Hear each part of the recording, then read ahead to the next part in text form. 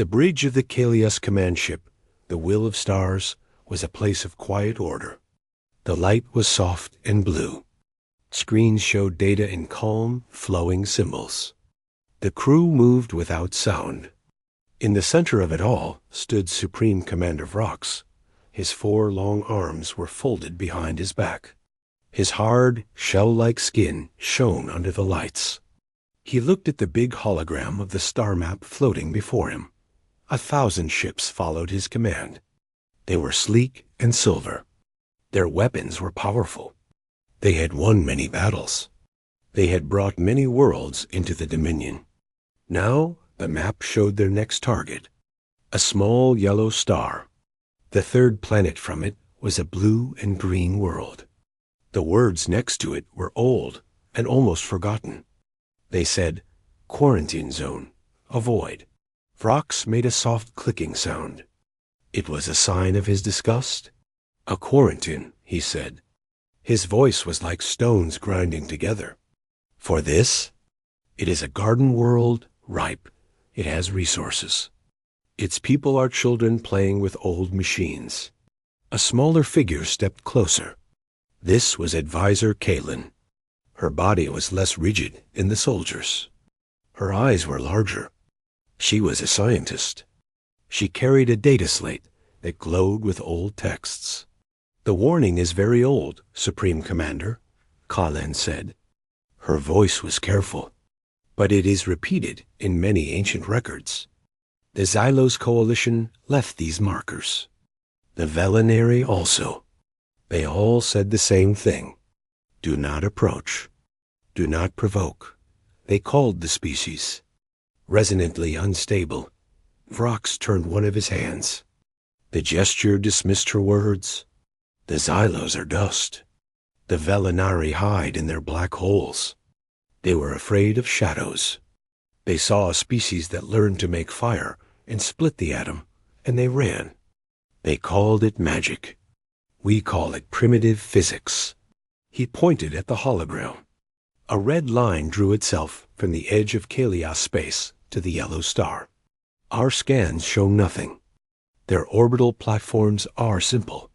Their ships are slow. They use radio waves and thermal propulsion. They fight among themselves. They are no threat. This silent zone is a story that has kept their resources safe for too long. Colin looked at her data slate. On it was a broken picture. It was not a picture of a weapon. It was a picture of a sound wave that twisted in impossible ways. The ancient text below, it was hard to translate. One word kept appearing. It meant song, but also scream. "Commander, the records do not speak of their weapons," she insisted quietly. "They speak of a property, a trait of their technology, or their minds. It interacts badly with ordered systems. Like ours." VROX finally turned to look at her.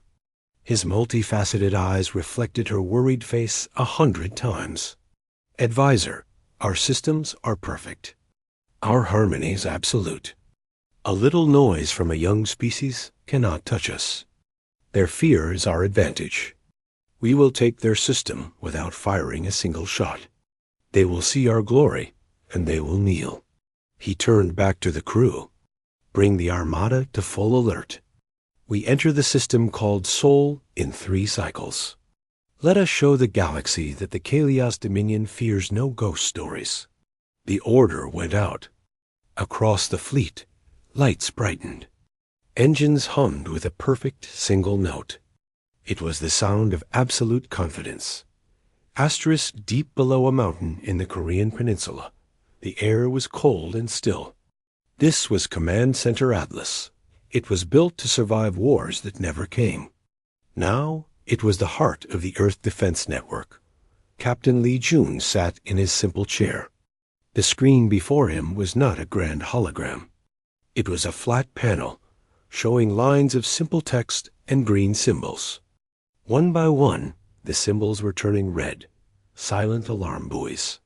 They were placed far out in the cold dark, past Pluto. They were not weapons. They were ears, and they were hearing the hum of 1,000 foreign engines. Li Jun was a man who looked his age. His black hair had streaks of gray. His face was calm, but his eyes were very tired. He had trained for this for 30 years.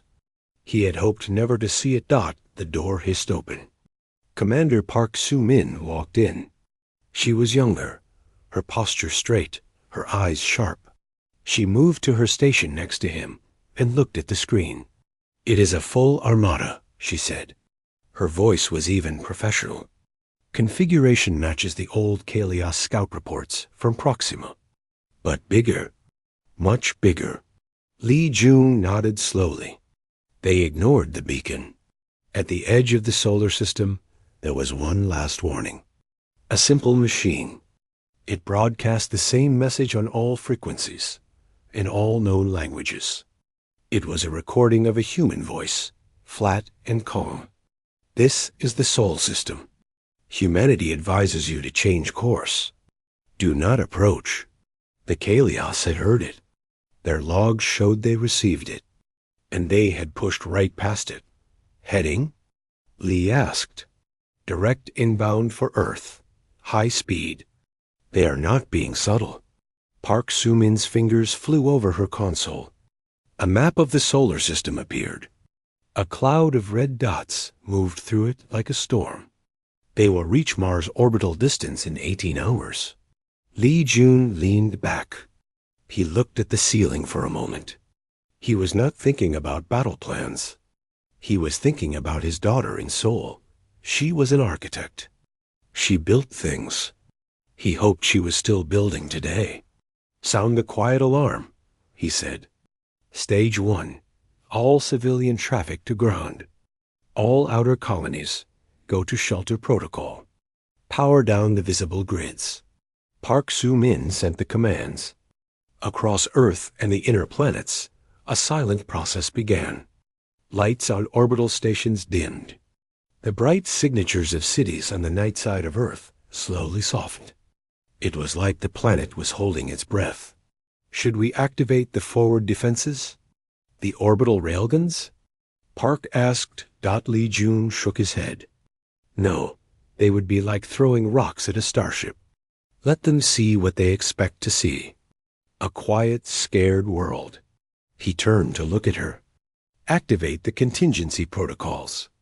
Start with the lunar and Martian resonator arrays. Keep them at minimal power." Just a whisper. Park Soo-min's eyes widened for a second. The contingency protocols were not normal military procedures. They were something else. They were in a different system, with a different set of codes. She had never typed them in for real. "You are sure, Captain?" "They were warned," Li Jun said, his voice low and final. "They called it a ghost story. Now we must show them the ghost." In a bunker on the moon, a machine that looked like a giant, dusty dish began to turn. It did not glow. It did not hum. It simply vibrated. A vibration so small it could not be felt. On Mars, in the deep canyon of Valles Marineris, another machine did the same. Then another on a dark asteroid dot. They were not aiming at the Kalios fleet. They were not aiming at all. They were simply beginning to sing a very old, very quiet song into the fabric of space around Earth. On the bridge of the Will of Stars, Advisor Kalen felt a sudden chill. The data on her screen showed a tiny, almost invisible ripple in the local space tower. It was a pattern. It was not natural. She opened her mouth to speak to Vrox, but he was standing tall, looking at the image of Earth growing larger on the main screen. He was smiling his hard, clicking smile. "Look at it," he said to his second officer. "A quiet little garden. Prepare the victory broadcast. Today we erase a silly legend from history." Colleen looked at the strange ripple data, then at her commander's proud back. She closed her mouth. She said nothing. The warning, she thought, was not for them. It was for us. And we are already inside its mouth. The Kalias Armada cut through the silent space beyond Mars like a knife through water. Their formation was perfect, a geometric cloud of deadly silver. To their sensors, the Sol system was asleep. The human settlements on Mars were dark. The orbital stations around Earth were powered down, floating like empty shells. Supreme Commander Vrox watched the main viewer. The blue-green planet filled the screen now. He could see the white clouds, the brown land. It looked peaceful. It looked weak. No challenge, he said, his clicking voice loud in the quiet bridge. They hide in their hole. They know what is coming. Advisor Kalen stood at her station. Her screens showed different data. The strange ripples were still there. They were stronger now. They were not coming from any weapon or ship. They seemed to be coming from the planet itself, and from its moon, and from random points in space. It made no tactical sense. Commander, Kalan said, trying once more. The anomalous energy readings persist. They are harmonic in nature. I recommend a full scan before we move closer. Vrox did not even look at her. Anomalies. Background noise from a primitive power grid. Ignore it. Focus on the target. He turned to his tactical officer. Disable their orbital defenses. Let us show them our strength without destroying their world. We are conquerors, not barbarians. The order was sent. From the Kalias fleet, a dozen smaller ships shot forward. They were fast and sharp. Their goal was the network of old defense platforms that circled Earth. Human technology from their early space age. Simple things with simple guns and missiles. The fight was not a fight. It was a demonstration. Bright blue beams of energy lanced out from the Kalias ships. They hit the human platforms with perfect accuracy. The metal shells of the platforms did not explode. They simply went dark. Their power was cut. Their weapons were melted into useless slag. One by one, like candles being blown out, the lights of Earth's orbital defenses winked out. On the bridge of the Will of Stars, the crew watched with calm pride. This was their purpose. This was order overcoming chaos. Vrox felt a great swell of satisfaction. This was even easier than he thought. The legends were wrong. The humans were nothing. He opened a channel to the whole fleet and to the planet below. People of Earth. His voice boomed, translated into their simple languages. This is Supreme Commander Vrox of the Kalias Dominion. Your defenses are gone. Your isolation is over. You now belong to a greater community. A perfect order.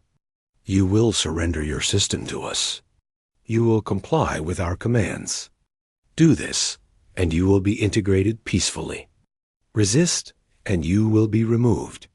He paused, letting his words hang in the silence of space. He expected to hear panic. He expected to hear cries of surrender. He heard nothing. Asterisk in the cold, dark shadow of Jupiter, a single ship hung motionless. It was the EDS Vanguard. Its hull was not shiny.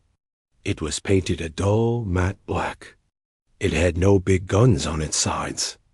It looked like a forgotten cargo ship. Inside, the bridge was quiet. Captain Lee Jun watched a screen. It showed the same image Vrox saw. Earth, beautiful and vulnerable.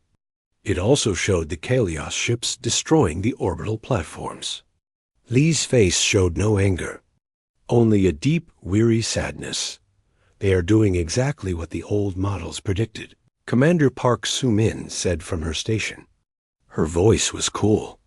High confidence, low variation tactics. They believe their own perfection is a shield.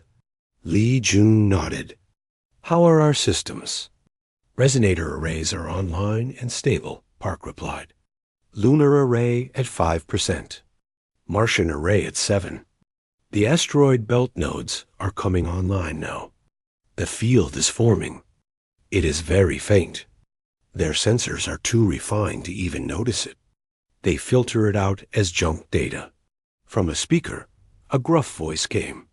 It was engineer Kim Taeshik, calling from the engine room deep inside the Vanguard. Captain, the old networks are humming. It's a strange sound, like a song you feel in your bones, not your ears. Those brass-plated idiots are sitting right in the cradle. They have no idea. Good, Lee said softly. Keep the song quiet, engineer. Just a lullaby for now. He turned to another screen. It showed a live feed from a deep archive on Earth. The room was filled with old books and older computer banks. Dr. Kong Ji-won was there. Her dark hair was tied back.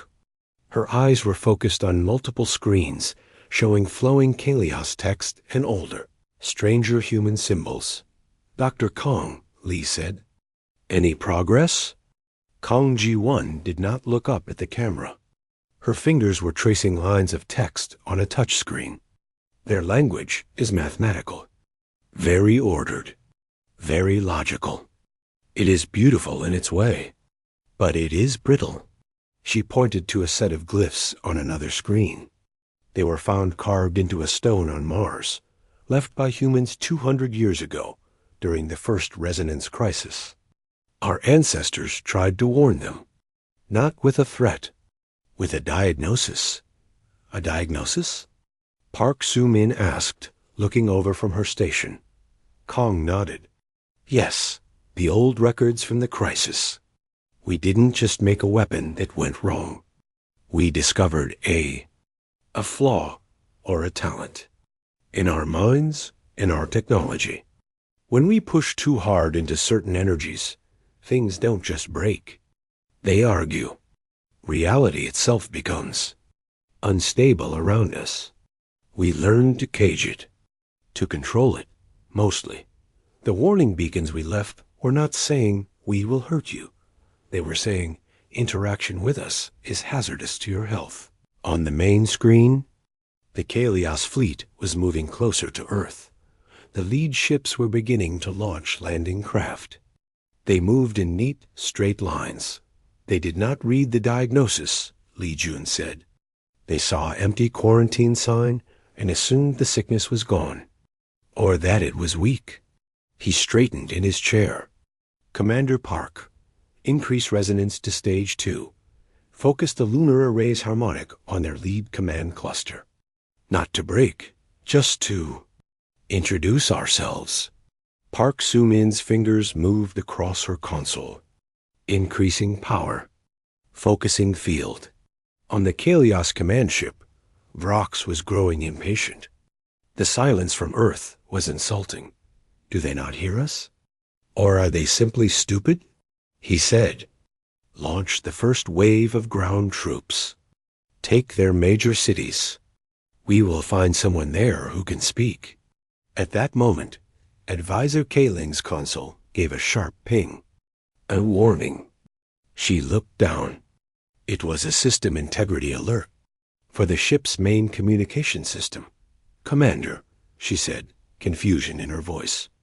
We are experiencing a minor harmonic distortion in the comms array. It is interfering with the clear broadcast to the ground troops. Vrox waved a hand. A minor distortion. Fix it. Before she could answer, the tactical officer spoke up. Sir, the targeting sensors on the lead cruisers are reporting. Ghosts, false signatures.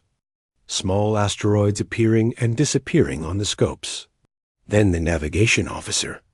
Sir, our gravitational positioning is experiencing microfluctuations.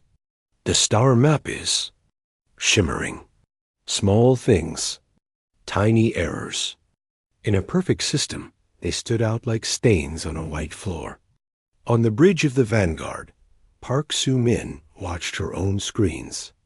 Lines of interference were beginning to appear in the Kalios sensor data she was intercepting. The field is interacting, she said. Their perfect harmony is meeting our noise. They don't know how to process it. Lee Jun watched the Kalios landing craft continue their descent. They were heading for places like Seoul, New York, Berlin. He thought of the people there. His daughter. He took a slow breath. They are committed, he said. They are in the heart of the resonance now.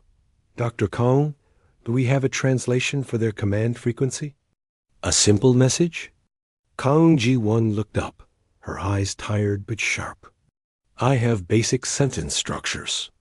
I can give you stop and warning and danger. That is enough, Lee said. Send it on their main command channel. Use their own perfect language. Send the words, stop, final warning, danger is here, then prepare for stage 3. The message from Earth was clean, clear, and grammatically perfect in the Kalias command language. It flashed on a secondary screen on the bridge of the Will of Stars. ****, stop, final warning. Danger is here. ***, Supreme Commander Vrox stared at it. For a moment, there was only the soft hum of his ship. Then, a sound like grinding rocks began in his chest. It was laughter. Final warning? He clicked, his voice full of mockery. From whom? Their defenses are scrap. Their ships are hiding. They send words. Words are the weapons of the weak. He turned to his communication officer. Do not reply. Ignore it. The ground invasion continues. But the tiny errors on his bridge did not stop. The false signals on the tactical screen multiplied. Small, imaginary asteroids now seemed to swarm near the lead cruisers. The communication officer spoke up, his voice tense. Supreme Commander, the clarity of our channel to the landing craft is degrading. There is a singing in the signal, a distortion. On Earth, deep in the mountain command center, Dr. Kang Ji-won watched the Kalias response. Or rather, the lack of one. They are ignoring the message, she said over the comms to the Vanguard. Their command channel remains open, but there is no reply. Only continued invasion orders. Captain Lee Jun, in the shadow of Jupiter, closed his eyes for a brief second. He saw the landing crafts in his mind, heading for cities full of people who are now huddled in shelters, listening to the sky. He had hoped faintly that logic would prevail. It did not. Commander Park, he said, his voice now stripped of all weariness, leaving only cold steel. Execute Stage 3, full resonant awakening. Target their harmonic core. Park Soo-min's hands were steady. Stage 3, full power. All arrays from the moon to the asteroid belt are sinking. She entered the final codes. The song is no longer a lullaby, Captain. In the engine room of the Vanguard, Engineer Kim Tae-shik felt the change through the deck plates. A deep subsonic vibration rose through the ship. It was not the sound of engines. It was the sound of the space around them being stirred.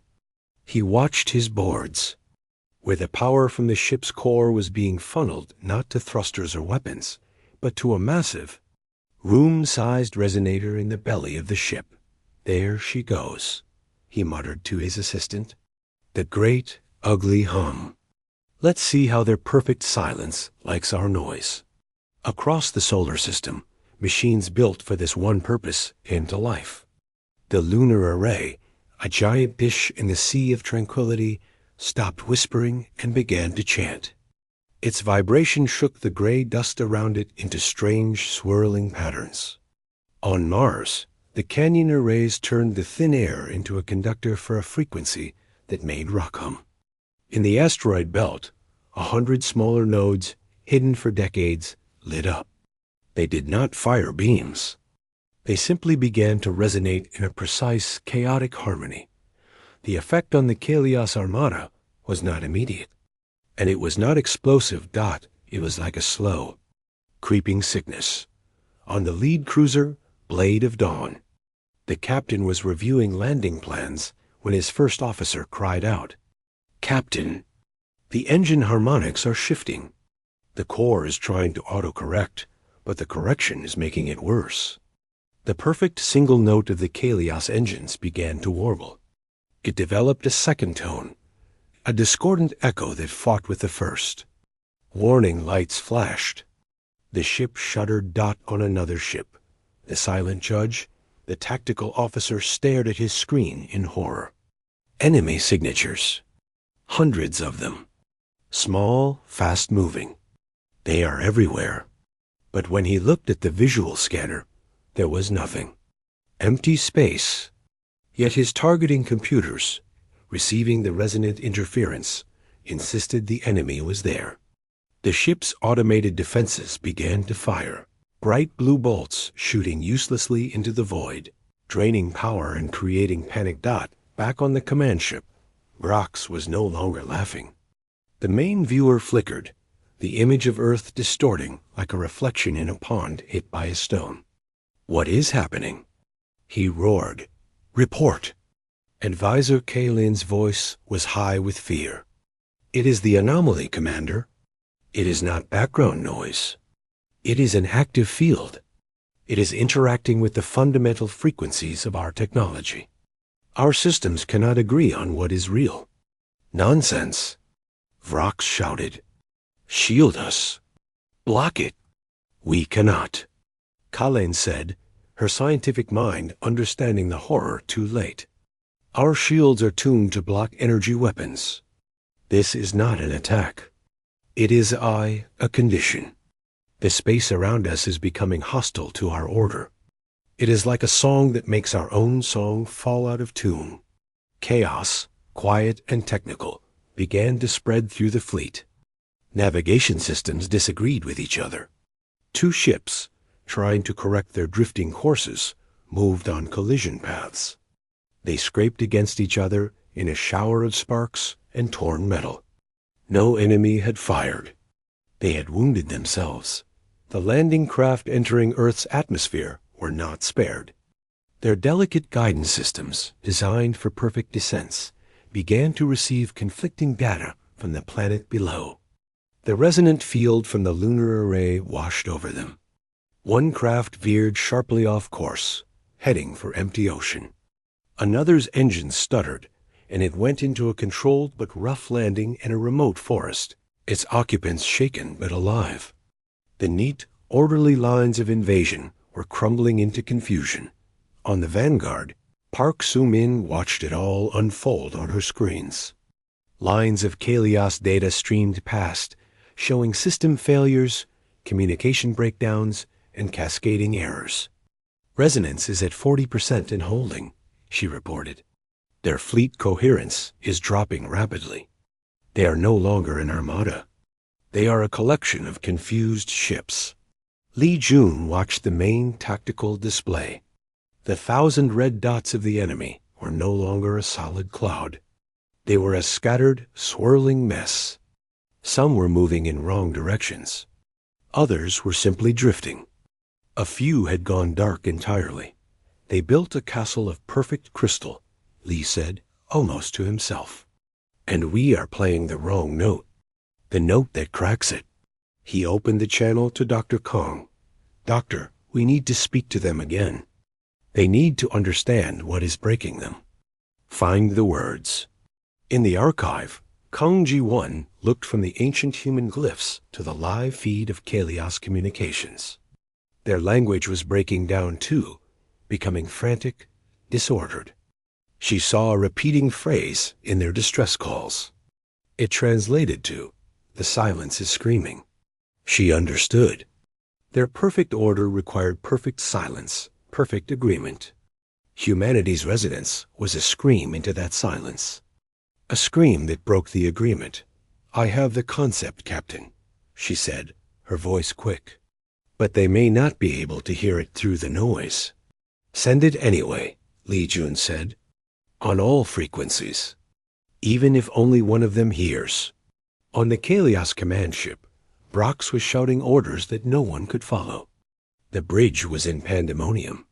Lights flashed. Alarms sounded that no one had ever heard before. The deck tilted slightly as the gravity stabilizers pulsed unevenly. Then, from one working speaker, a human voice came through. It was Dr. Kong's voice, calm and clear, speaking in the Kalios language. Kalios fleet, you are not under attack by weapons. You are experiencing a resonant dissonance. Your technology has a weakness. Its harmony is rigid. Ours is fluid. You must power down your core systems to safe levels. If you do not, the dissonance will increase. You will break yourselves. This is not a war. This is a warning you were given long ago. Please, stop. Vrox heard the words. Weakness. Rigid. They were insults worse than any threat of destruction. To suggest his perfect civilization was flawed, was brittle, it was unthinkable. His pride, his hubris, hardened into a single crystal-clear decision. He would not be schooled by primitives. He would not power down. He would smash the source of this noise.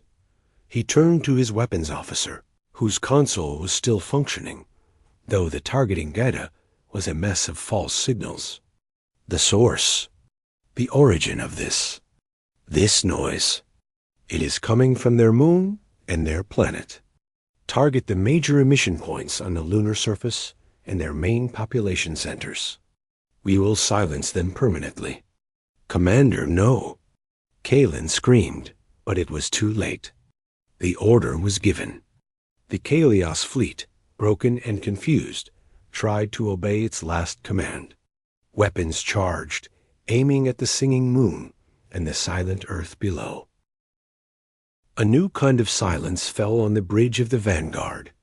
It was the silence of held breath. Captain Lee Jun watched the tactical screen. The scattered red lights of the Kalios fleet were now pulsing with a new, dangerous energy. Their weapons were powering up.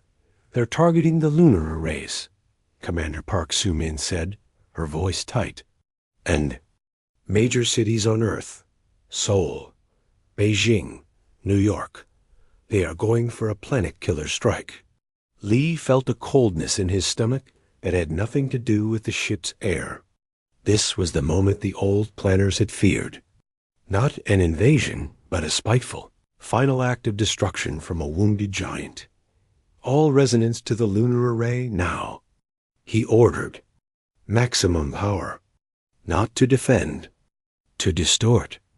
Engineer Kim, give me everything you have. In the engine room, Kim Tae-shik slammed his hand on the main control. Brace for a rough hum, people. The Vanguard shuddered as its own massive resonator dumped all its stored energy into the field, focusing it like a lens toward the moon. On the lunar surface, the giant dish in the sea of tranquility glowed not with light, but with heat. The rock around it turned red, then white-hot, cracking and vaporizing. It was singing its last, most powerful note, a scream of focused chaos aimed not at the Kalios ships, but at the space between them and the Moon God's Supreme Commander Vrox. Aboard the Will of Stars, saw his targeting screen finally lock. The human resonance was a wild storm of data, but his ship's main weapon, a planet-cracker beam, was a simple thing. Brutal and direct. It required only a straight line to its target. Fire! He commanded, the click of his voice sharp with fury. The weapon fired. A column of pure, white energy wider than a mountain lanced out from his ship. It tore through space, aimed directly at the heart of the human resonance on the moon. At the same moment, a dozen other Kalios ships, those whose weapons were still functional, unleashed their own bolts toward Earth, but the space between the fleet and the moon was no longer empty. It was filled with the crescendo of humanity's resonant field. The planet-cracker beam hit that field, it did not get blocked. It did not explode, it splintered. The perfect, ordered column of energy met the chaotic resonance and fractured into 100 smaller wild beams. They bent and twisted like snakes, scattering harmlessly into space or burning across the lunar surface far from their target, carving random, glowing scars into the gray dust. The main array was damaged, but not destroyed. The shots aimed at Earth met a similar fate. As they entered the thicker resonance field around the planet, they too broke apart. A bolt aimed at Seoul shattered into a shower of harmless light over the empty sea of Japan. Another meant for New York diffused into a spectacular silent aurora over the Atlantic Ocean. People in shelters, watching hidden cameras, saw the skies light up with strange, beautiful colors. Not with fire, but with veiled fury. On the Kalias command ship, Vrock stared at the main viewer. He saw the magnificent, terrible light of his weapon go wrong. He saw it become messy, uncontrolled, useless. It was the final proof. Their perfection was a lie here. In this star system, order itself was broken. Then, the consequence arrived. The planet cracker beam required immense power.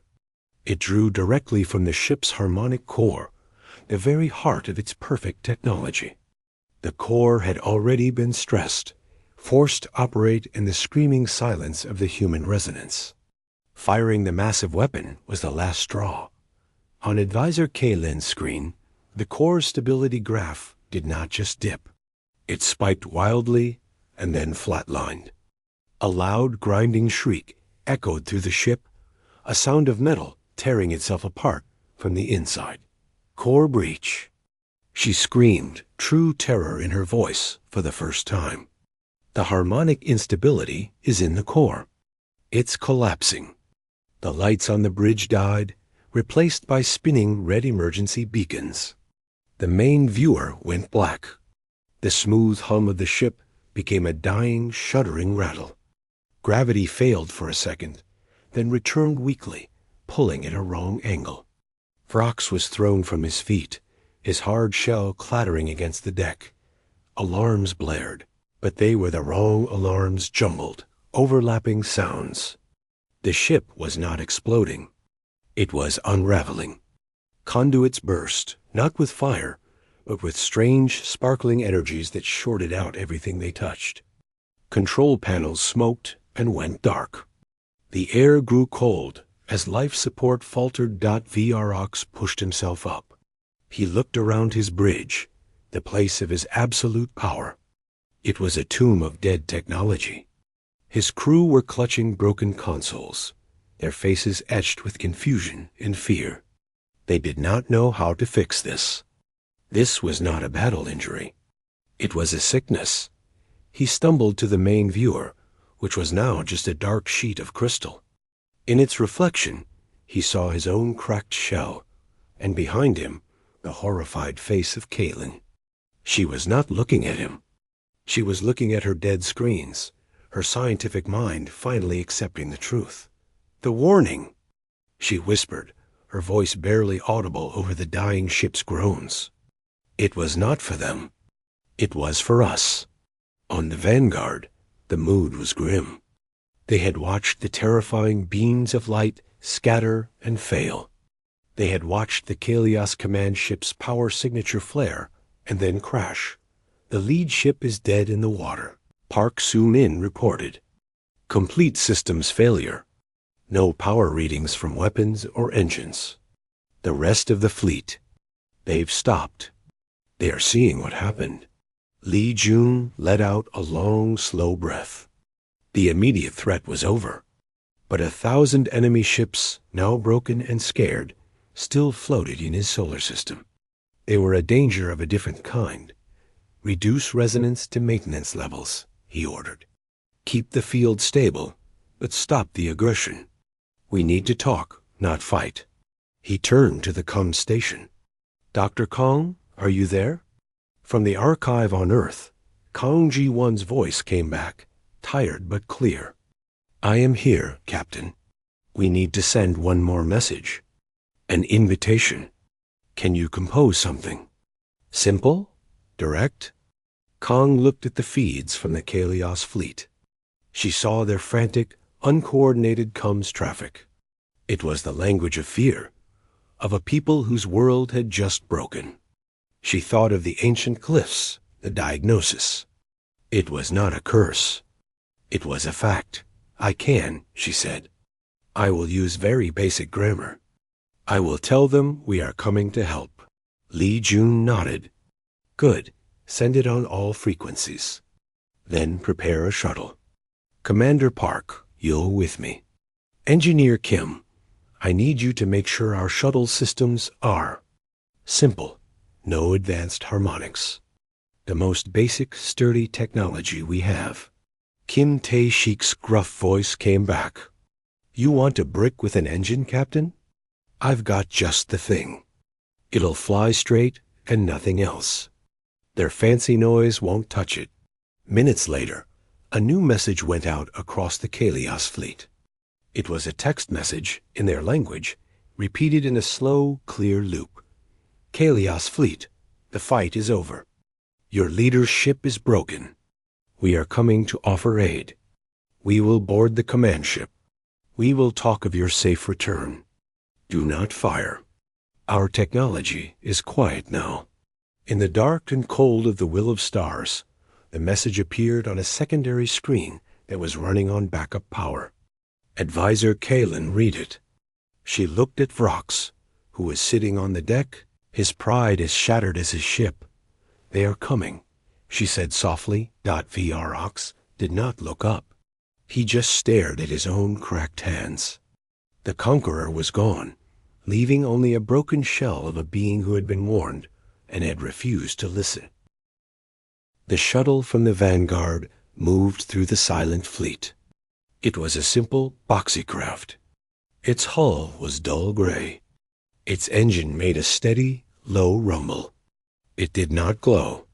It did not hum with perfect energy. To the sensor systems of the broken Kalias ships, it was almost invisible. A quiet stone moving through a sea of dead stars. Inside, Captain Lee Jun sat quietly. He wore a simple dark uniform. No medals. Beside him, Commander Park Soo-min watched a scanner. Further back, Dr. Kang Ji-won held a data slate. Her knuckles were white. They were not soldiers going to claim victory. They were doctors going to see a patient they had been forced to injure. Around them, the Kalias Armada floated in disarray. Some ships had collided gently. Others spun slowly, out of control. Lights flickered on their hulls. None pointed weapons. The fight, the will to fight, was gone. It had been erased by the screaming silence. The shuttle docked with the command ship, the Will of Stars. The connection was not smooth. The Kalias docking system was broken. Engineer Kim Tae-shik, back on the Vanguard, talked them in using manual controls. The shuttle clamped on with a sound of grinding metal. Lee Jun stood up. Remember, he said, his voice low. We are not here to shame them. We are here to end this. Watch. Listen. The airlock opened. The air that came in was cold and smelled of burned circuits and something sharp, like ozone. The lights were dim, flashing red and a slow, sick pulse. Gravity was weak and uneven, making each step feel strange. They moved into the main corridor. It was empty. Wires hung from the ceiling. Sparks jumped from broken panels. They followed the emergency lighting toward the bridge. The door to the bridge was broken, half open. Lee Jun stepped through first. The scene was one of total defeat. The beautiful blue light was gone. The soft hum was replaced by the hiss of broken machines and the moan of the ship's dying structure. Kalias crew members sat on the floor or leaned against dead consoles. Their multifaceted eyes reflected the flashing red lights. They looked lost. They had never known failure. They did not know what to do. In the center of the room, where the grand hologram had been, Supreme Commander Vrox sat on the deck. His proud posture was broken. He looked smaller. The cracks in his shell-like skin were dark. He did not look up as the humans entered. Advisor Kalen stood nearby. She was different. The fear was still there, but underneath it was a desperate understanding. She stepped forward, placing herself between the humans and her commander. Lee Jun stopped a respectful distance away. He gave a slow, slight nod, a human gesture. He did not know if it meant anything to her. Advisor Kalen, Dr. Kong said, her voice gentle. She used the Kalios title she had learned from their broadcasts. We are here to help. Kalen's large eyes studied them. She saw their simple clothes, their calm faces. They did not look like conquerors. They looked tired. You broke us, Kalen said, the words coming out in the human language Kang had used in the broadcast.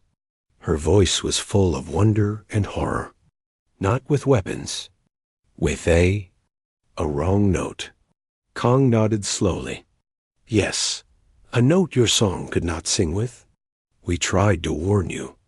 A long time ago, we learned this about ourselves. Our technology, when pushed, has a voice, a chaotic one. We built walls to contain it. The warnings were the signs on those walls. Li Jun's eyes scanned the bridge. He saw the confusion, the dead systems. Your ship is dying from the inside. The resonance has